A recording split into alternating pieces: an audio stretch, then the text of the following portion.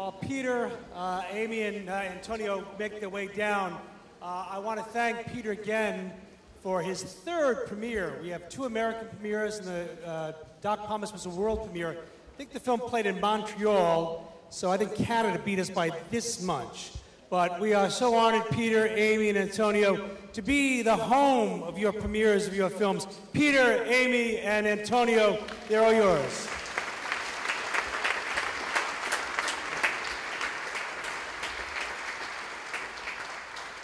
Thank you, everyone, so much, and what an honor to be able to show this film and all of our years of hard work with such a great crowd, and how wonderful it is to be back at Stony Brook. This is our 3rd film here, and we wouldn't want to be anywhere else. Questions? Yes, ma'am. The question is, where were all the films now? And the answer is, they are in government archives. We are blessed. Our government doesn't always work perfectly, but one of the things we do really well is we keep our stuff. And the National Archives in Washington is a magnificent resource where all sorts of wonderful films, pictures, documents, and things are. Yes, sir. Are they available to be viewed by the public? These films are mostly not available.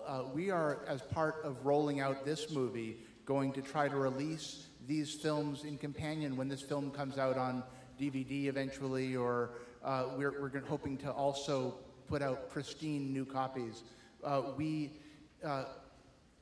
You can find them online in kind of scuzzy looking copies. You probably can find a number of these movies not looking their best on YouTube or elsewhere, but we are hoping to elevate them and get them able to be seen again. Questions? Yes, sir.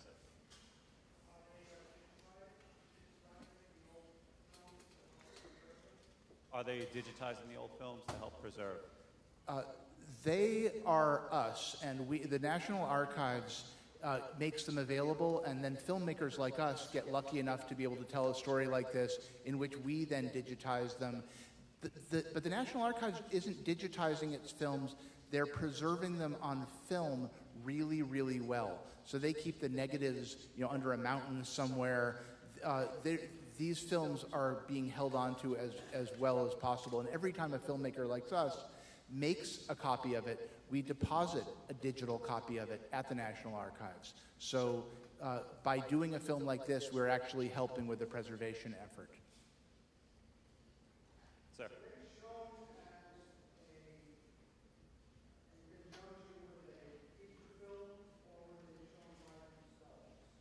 The question was, were they shown by themselves or with a feature? Generally, these movies were shown as a short before a feature. So it was sort of like the vegetables you needed to eat before you had your main meal, or you came to the theater to see something else.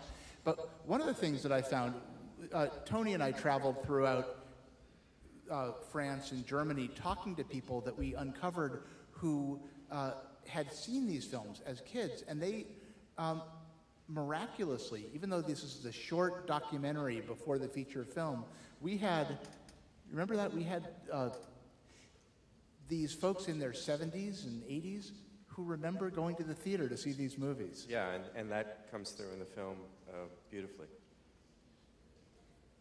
Yes, sir.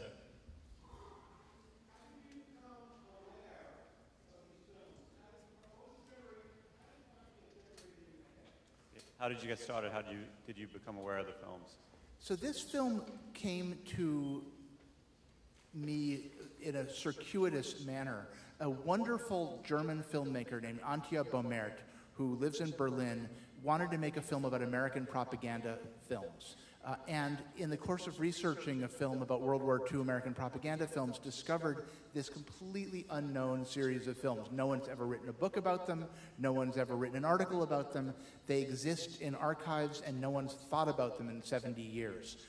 And Antje found this series and then started to dig, and as she was doing her research, realized that there was a movie to be made. went to Washington to research, was visiting with a mutual friend who was a researcher at the National Archives in Washington, who said, you know, I've seen a clip from one of these films in a movie that Peter Miller and Amy Linton made called The Internationale. This was the first film that I directed and the first film that Amy and I worked on together, about the old Radical song. And in it, we used a clip of Toscanini conducting the Internationale as part of that wonderful film about him.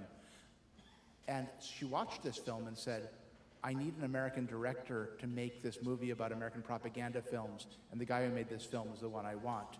And then, curiously enough, this German filmmaker watched my film about Jews and baseball and was totally taken in. Somehow the only German who appreciated baseball and Jews. So we were, she was like, this is the team I want to have make this film. So happily, I get a call from Berlin saying, would you like to make a film about this propaganda effort? And I said, maybe, tell me more. And then when I started to dig and learn that not only were these films, these magnificent, beautiful, lost pieces of cinematic history, but there was a love story involved. And there was this heroic protagonist, this interesting, complicated, wonderful man who made these films with Frank Capra, but who decided to give it all up and make films about the ideals that America ought to live by. That's kind of what we like to make films about. So it became sort of an unbelievable draw, like, yeah, please, let's make this movie. And so it was an international joint venture between Germany and New York. And then, of course, I brought my dear friend Amy in. Amy has edited, this is our 5th film together, plus a few other small ones. Amy lives in Atlanta, and we edit long distance. And whatever you liked about the movie, you can blame her for.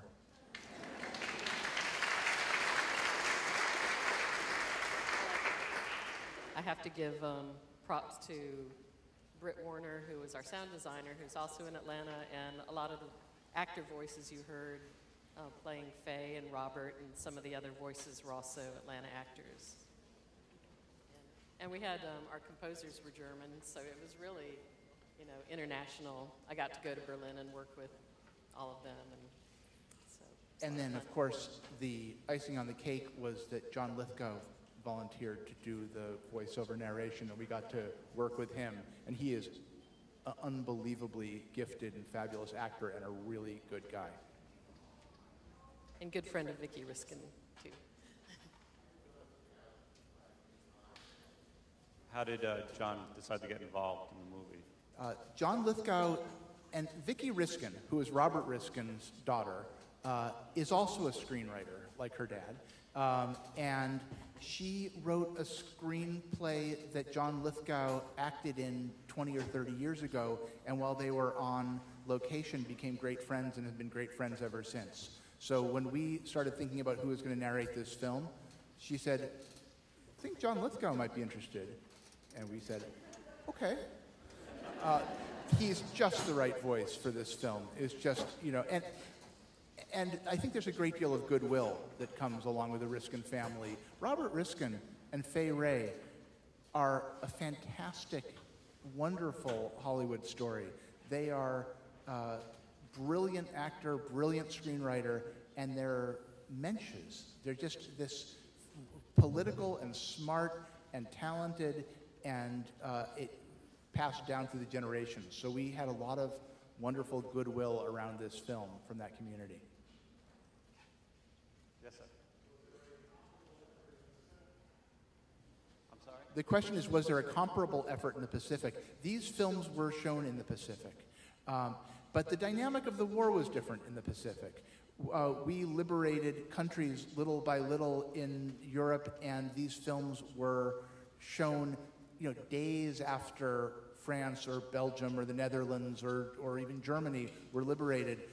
These films were also shown in the Pacific. They were shown in the Middle East. They were shown in the China-Burma theater. They were shown all over the world. And one of the things that was actually kind of fascinating was when we were looking for versions of these movies, sometimes we couldn't find them in English. And poor Amy had to figure out how to edit with these things that were in like Slovenian or whatever. But the point of these films is that they were translated into dozens of languages for distribution all over the world, including in Asia and the Pacific. Yes, ma'am.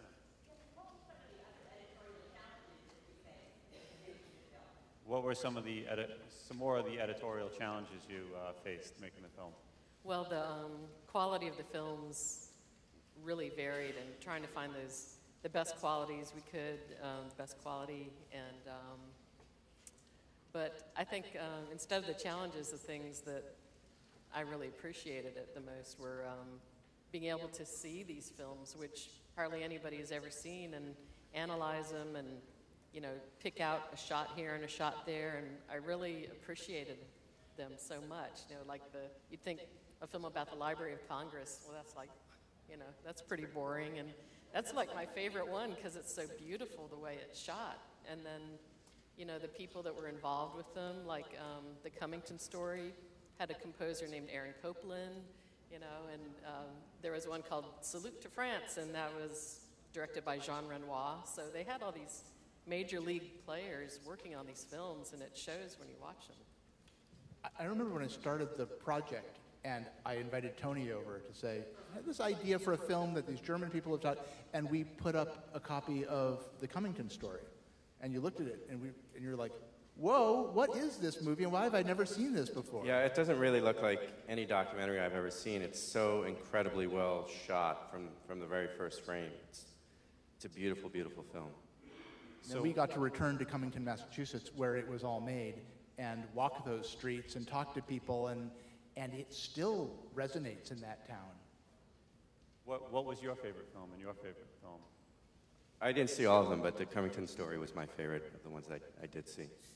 I would agree with that. The Cummington story is a beautiful film, and it's a beautiful film on a number of levels. Well, one of the things that I think is so amazing about this project is that you had filmmakers who were charged with making propaganda to kind of win the hearts and minds of people in newly liberated territories. These films could have been heavy-handed and braggy and patriotic, and instead they were complicated.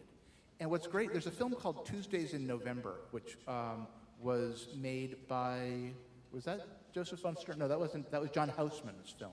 So John Houseman directs a film about a small town going to the polls to vote. And instead of saying, rah, rah, democracy, isn't it great? The plot is the people go to vote and they don't like who wins. And they grouch about it.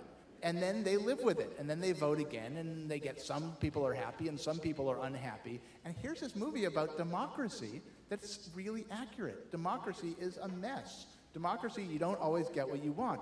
And what a great subject for a film to show as propaganda, which says, like the Cummington story, sometimes we're not so good. Sometimes we don't welcome strangers to our land.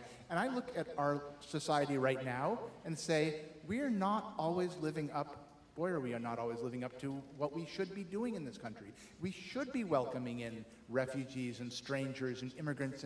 And look at 1943, 1944. The worst war ever is going on, and people are coming, and we're turning our backs on them. And what kind of lessons we can still learn from that message and from these films. And so I think, as a filmmaker, what kind of messages do we want to send out about what this country is? Are we a belligerent, intolerant place, or are we a welcoming place? Are we an inclusive place? Are we a democratic place? What messages do we want to send? And so the entire series, to me, moves me in this way, where I say, we've made a film now about baseball, which is one of the three great things America's ever done, along with the film we made about rock and roll. We've got baseball and rock and roll. We've got the cinema. These are three great things that Americans do really, really well, but the cinema should really serve a purpose. And I think the purpose should be to elevate the human condition, and these films do that.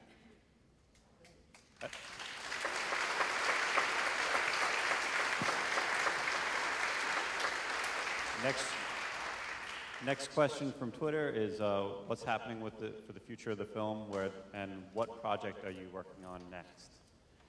The film, we are hoping, the question is, what's happening with the film? And the answer is, we are hoping for a broadcast on public television before long. We don't have any details yet. We are showing it in film festivals. On Friday, it's showing at the San Francisco Jewish Film Festival. We're going to have a screening at the National Archives in Washington, D.C. It's going to be in a few other film festivals.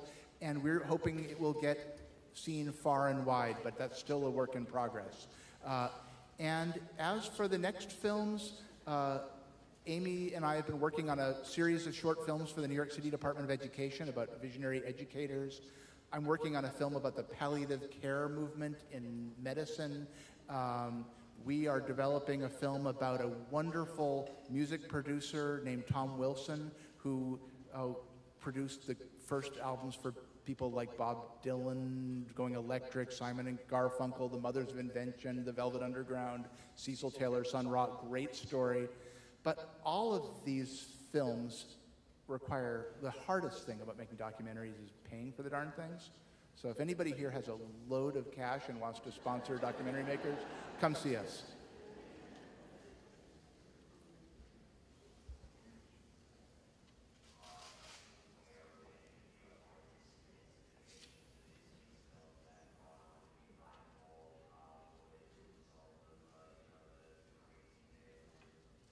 Has anyone who was involved with these films been blackballed?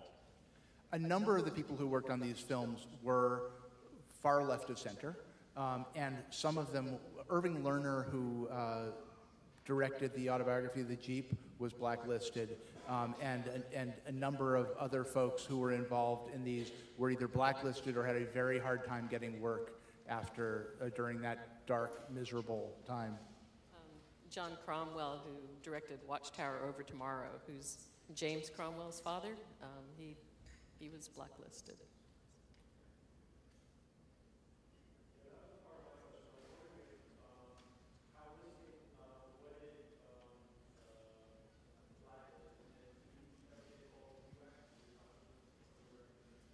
The question is, did Robert Riskin, how did he evade the blacklist, and was he ever called in front of the House Un-American Activities Committee? And the answer is, Riskin was not called in front of HUAC.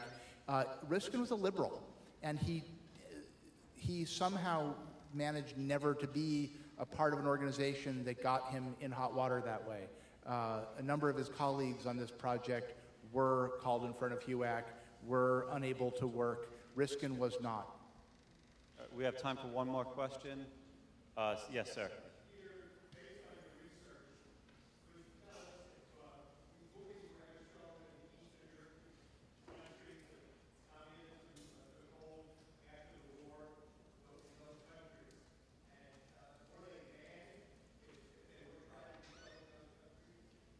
The question was, were they shown in the Eastern European Soviet bloc countries?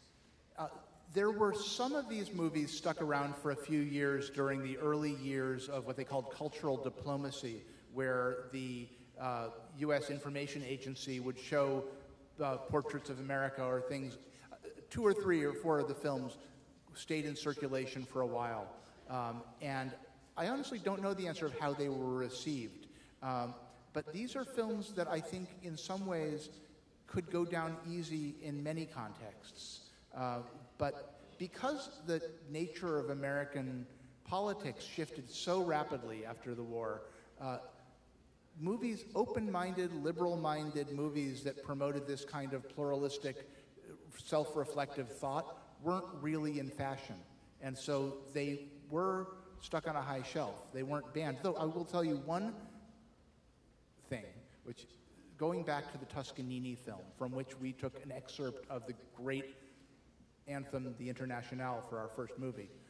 When that movie was released in World War II, it had the Star-Spangled Banner and the Internationale and all the other great anthems of the nations that participated in the war as allies, because Verdi had written this piece. Promptly after the war, censors took out the Internationale, took out the Soviet national anthem, happily didn't throw away the piece of film, and it wasn't until the Cold War had ended before people at the Library of Congress restored the film to the way it should have been. But I think the perception was that anything that acknowledged that the Soviet Union was our ally was somehow suspect. Peter Linton, Peter Miller, Amy Linton, Antonio Rossi, thank you very much. Thank you so much. The next film will start at 9. Please pass your ballots to the left.